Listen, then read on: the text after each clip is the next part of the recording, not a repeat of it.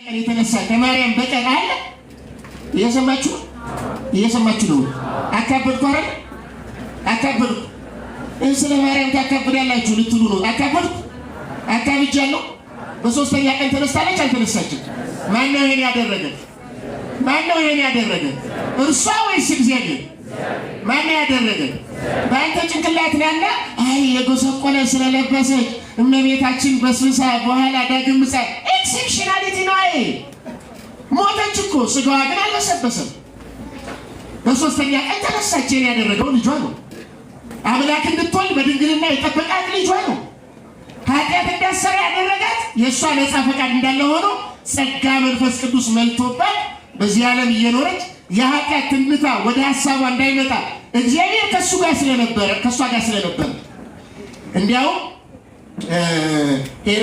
ሄሬቴዎስ የተባለ ሊቅ የምዕራባዊ ምንድነው የግሪክ ኦርቶዶክስ ቤተክርስቲያን ሊቅ ነው እና ኢምፒሪካል ቴዎሎጂ የሚል በጣም ሁለት ቅጽ ያለው መጽሐፍ አላቸው እና እዛ ላይ ምን ይላል?